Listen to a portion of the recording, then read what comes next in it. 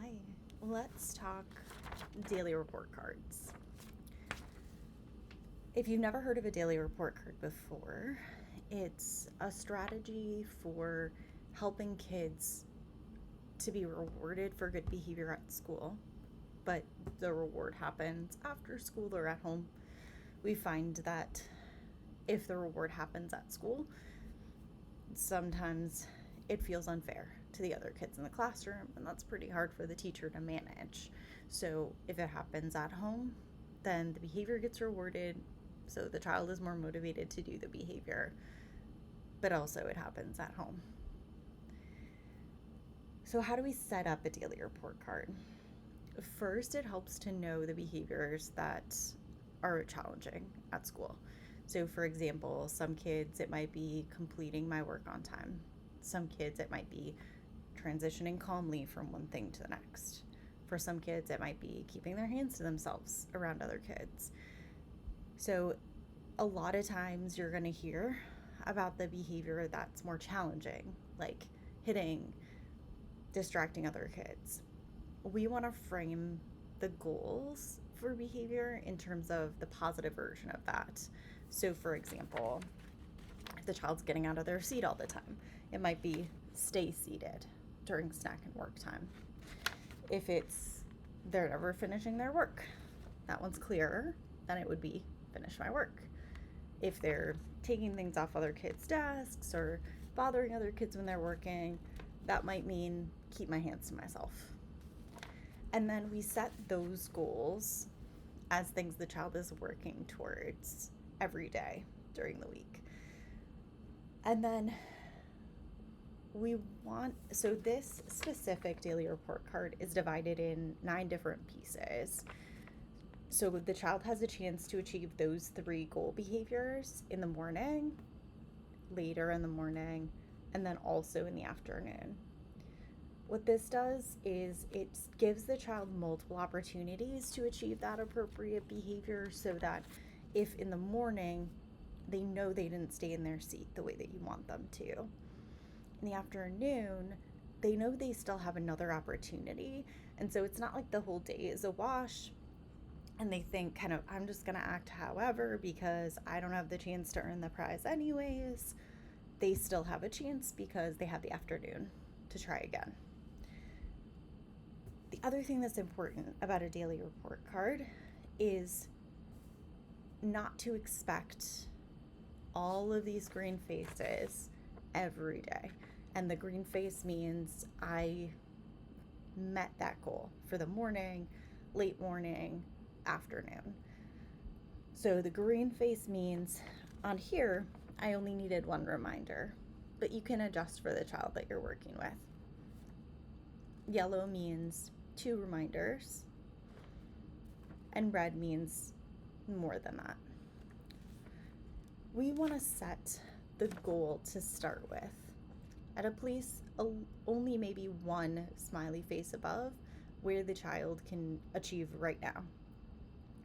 So sometimes you might gather data for a couple of days before even setting the goal for the child.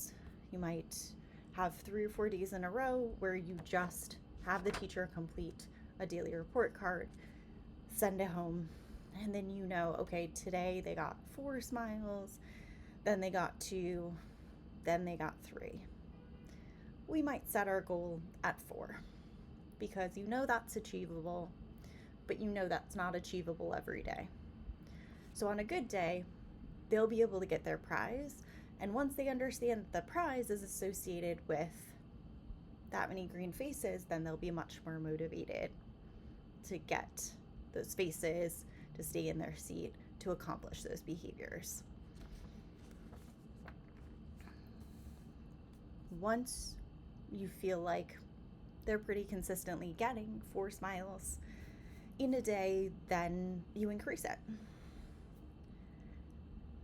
And then structurally, the way this works is that throughout the school day or at the end of the school day, the teacher completes the daily report card and then puts it in the child's take-home folder.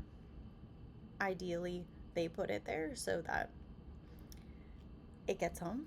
Sometimes if kids didn't have a great day, they don't want to take home the daily report card. Sometimes it even works better to take a picture of it, put it in Class Dojo or a similar app that's whatever you use, so that you know it gets to the parent and you know that that tracking is taking place.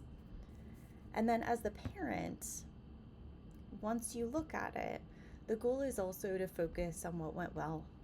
So you might see only 2 smiles, and the goal might be 4. So in that case, there's no word that got one that day. But you can say, awesome, in the morning it looks like you stayed in your seat and finished your work. That's so great. Tomorrow, maybe we focus on staying in our seat and finishing our work in the morning and afternoon, and then you'll be able to get your prize. The prize is important as well. You want it to be something that's sustainable over time. So, meaning if you're buying a toy every day that your child gets 4 smiles, that's not going to be sustainable. So some people have made a Starbucks run with their child to get a cake pop or even a pup cup because they're very inexpensive at Starbucks, but it's a treat for a child to get to go with you. Some people have had extra playtime with their child before homework after school. Sometimes they take a run by a playground after school if they have time. Sometimes, depending on your child, it's as simple as they get to pick the way home, or they get to pick what songs you're playing on the way home if they get that specific number of smiles. If you find that your child is decreasing motivation,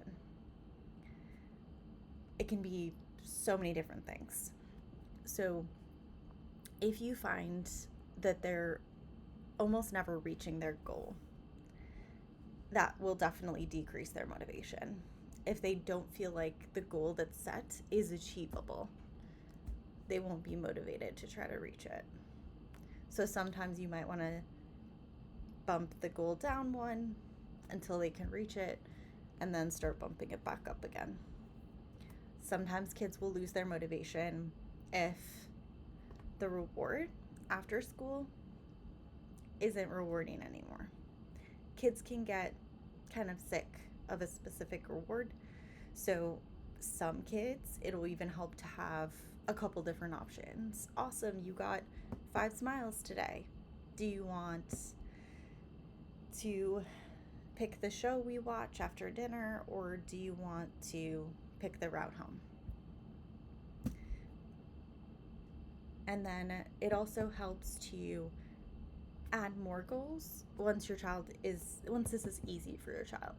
So if you find you set the goal at 9, that they have all of these green faces and they're reading it consistently, they need new goals. So even introducing 1 goal at a time, or even 2 at a time, if they're getting all 9 in a row, may help so that they stay motivated to keep changing behavior and keep improving along the way. If you find that behavior that you remove starts slipping back, you can always put it back on the daily report card. And then how to introduce it to your child is also important. So we do want to introduce it as a way to help them do behaviors that you know they're capable of. A lot of kids who we introduce a daily report card to have already had a lot of messages like their behavior isn't great, sometimes even things like they're not a good kid, and we don't want to communicate that message because it definitely creates more problems rather than helping. So some of this is just saying, sometimes your brain tells you to get up during class time and it's hard to remember that you're actually supposed to stay seated, or sometimes it's really hard to finish your work during the day. So we're going to create a reward plan to help you, and it goes like this. When you get 3 or 4 or 5 of these smiles in a day, then you'll get a reward. And then you can offer or suggest a couple things that could go on a reward menu and go from there. If your child starts to get stuck on the things that aren't going well, redirect them to the green faces. Try not to have big conversations about why the red or the yellow happened unless those conversations are with the teacher without the child present, and you're troubleshooting whether that child needs more accommodations or more classroom structure to support them. But if you have too many conversations about the yellow and the red, your child will get the message that those are actually the important ones and not the green, and the green is not what we're focused on.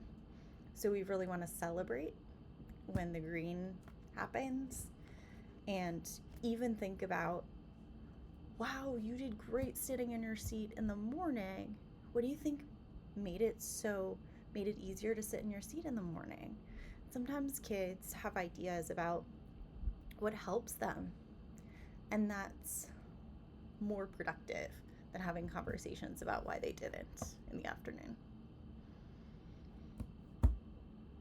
And the other thing that is sometimes a challenge is this is time consuming for a teacher.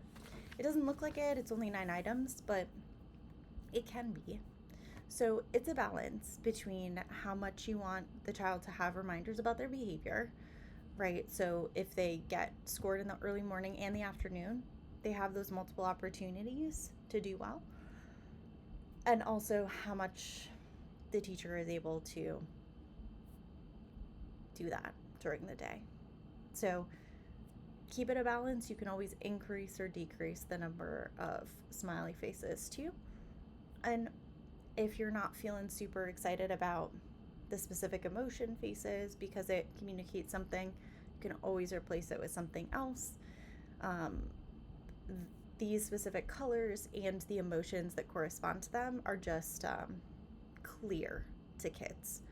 So if you want to replace it with something a little bit less clear, then we would probably want to have more of a conversation with the kid to help them understand it, things like that.